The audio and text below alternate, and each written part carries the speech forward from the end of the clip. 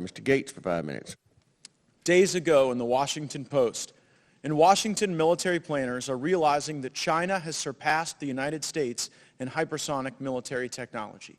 Does anyone seated at the table disagree with that assessment? Congressman, I think in terms of assessments, we should probably take that to a classified discussion.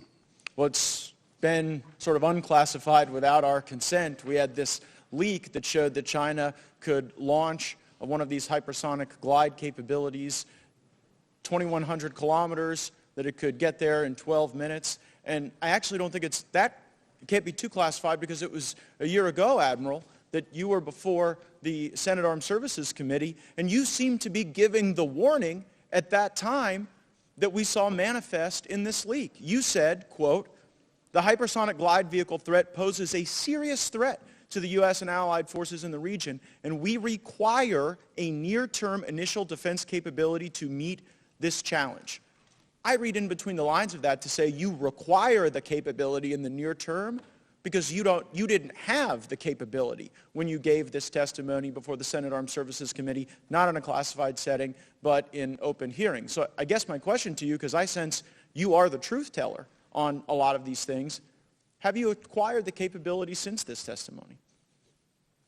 The department is working on the ability to do hypersonic defense, Congressman. Again, I stand by what I said. I am concerned about it, and it's still true today. That statement that you made to the Senate Armed Services Committee in 2021, you wouldn't revise that or change that. That is true as we sit here today. It is. And so what I observe about our posture in Indo-PACOM is that for the last 30 years, the United States has been building aircraft carriers that will never get into the fight. And we've spent years building littoral combat ships, Mr. Smith, that will never get into the fight. And while you have been giving us the accurate information, you gave it to us now, you gave it to the Senate a year ago, the truth is we have not made a sufficient investment in hypersonic defense in order to ensure that we have this credible deterrent threat. Isn't that right, Admiral? Sir, if you look at the report as it applies to our Guam defense system, we have identified the need for that capability. Right, and so I guess tell me, how do our littoral combat ships ever get into the fight in a China-Taiwan scenario? Well, again, I think that'd be better in a classified setting. I do think it's not going to happen. I think it's whether it's classified or not classified. Can we hit a moving target with our hypersonic offense? Again, sir, I think we ought to take those capabilities discussion Well, okay. So if I represent to you that China can hit a moving target and we can't hit a moving target, do you have any basis in this setting that you can share with me to rebut that assertion? I disagree that we can't hit a moving target. Oh, you think with our hypersonic capability? I didn't say with a hypersonic capability. Okay, but that's what I'm talking about because, of course, we can hit moving targets, but with a hypersonic capability, it changes the deterrence analysis because the time window shortens considerably, as this leak of classified information tells us, kind of as you told us a year ago.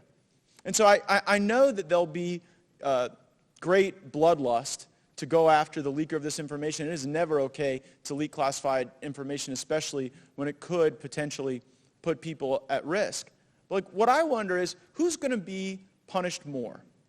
The knucklehead who leaked this information, or the generals and admirals and so-called experts who have sat before this committee and the Senate for decades saying that these capabilities that we were funding with gajillions of dollars were going to sufficiently deter China? And what you said last year, what you've confirmed now, is that we need a capability in the near term that we do not have. What this leak shows is that China has it, and we don't.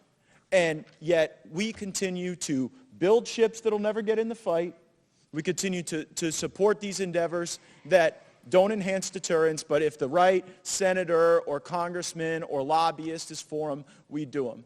And I think that's, while it is never okay to leak classified information, I think that's what animates the concern among some of our even youngest and most inexperienced service members that we are not really positioning to win this fight.